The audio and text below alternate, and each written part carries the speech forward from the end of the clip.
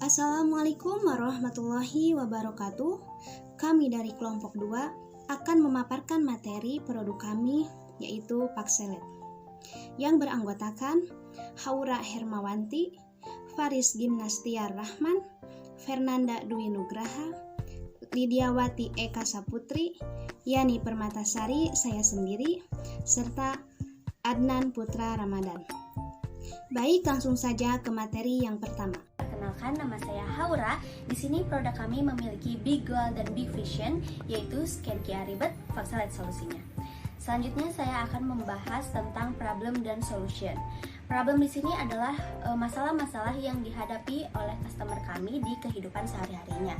Yang pertama ada barcode kadang tidak bisa di-scan karena permasalahan pada aplikasi Peduli Lindungi. Seperti yang kita ketahui, aplikasi Peduli Lindungi adalah aplikasi yang menunjukkan bahwa kita sudah melakukan vaksin COVID-19 dan kadang sulit dibuka karena memerlukan jaringan internet yang kadang juga sinyalnya tidak terlalu bagus. Yang kedua, ribet bawa kartu vaksin. Kadang kalau mau scan harus ngeluarin dulu dari dompet gitu atau keluarin dari tas, lama dan ribet. Yang ketiga, kurangnya pengetahuan tentang bagaimana cara scan QR code. Karena produk kami berfokus pada lansia, jadi kebanyakan lansia itu kurang mengerti teknologi dan tidak bisa men-scan QR code. Baik, maka dari itu selanjutnya kami akan membahas tentang solusi yang sudah kami buat untuk masalah-masalah yang customer kami hadapi ya tadi. Yang pertama ada menyediakan produk yang mudah digunakan bagi yang kurang mengerti teknologi. Kami menyediakan gelang Pakselet berisi QR kode hasil vaksin agar customer kami tidak perlu merasa kesulitan untuk membuka aplikasi. Yang kedua, membuat gelang vaksin yang berisi QR kode hasil tes COVID-19. Karena kartu vaksin ribet dan lama, maka dengan gelang Pakselet ini dapat meminimalisir kelamaan tersebut karena dipakai di tangan dan dapat dijadikan aksesoris juga.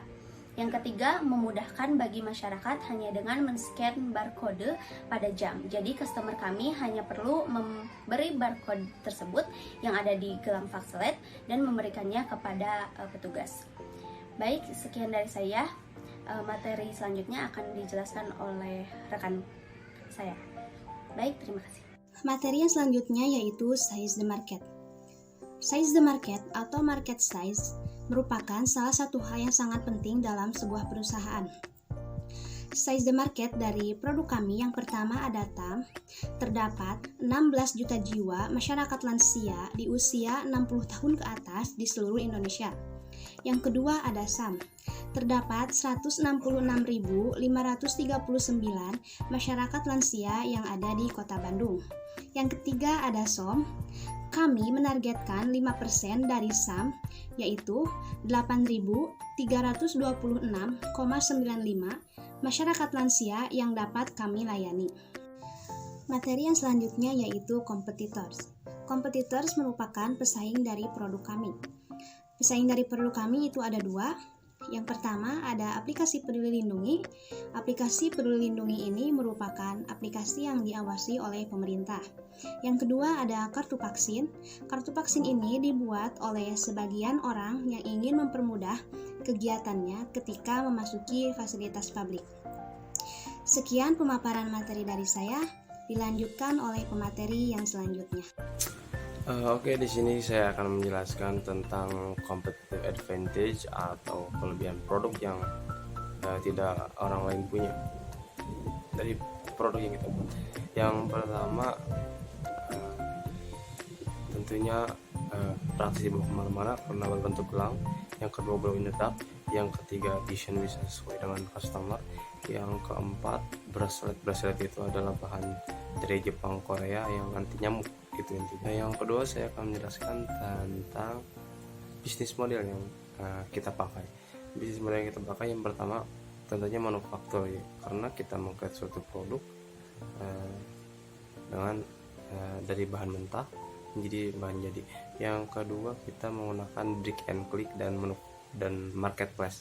Brick and click karena kita udah punya toko offline-nya walaupun berupa rumahan, dan toko online-nya kita berupa Instagram dan FB. Lalu kenapa marketplace? Karena marketplace adalah platform yang sekarang banyak dipakai penjual langsung dari pabrik ke customer. Terus kita pakai low touch pendekatan low touch karena kita yakin gelang yang kita pakai akan disukai insya Allah. Yang keempat, kita menggunakan blue ocean strategi, yaitu menghindari persaingan adu harga atau banding harga dengan mengkreat suatu produk sendiri karena produk kita unik.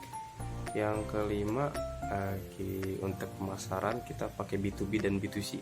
Kenapa B2B? Karena yang pertama saya pikir pemasaran atau marketing kita butuh agen-agen di daerah-daerah seperti daerah Kalimantan atau minimal Jawa Barat, daerah yang masih terpelosok atau desa-desa yang masih rada susah. Jadi kita butuh agen di sana, kita simpan. Intinya untuk dikenal produk kita. Yang kedua B2C, karena seperti yang kita tahu banyak penjual langsung dari pembuatnya ke customer langsung seperti di marketplace itu. Mungkin itu yang bisa kita sampaikan, yang bisa saya sampaikan. Terima kasih. Next selanjutnya. Materi selanjutnya yaitu promotion.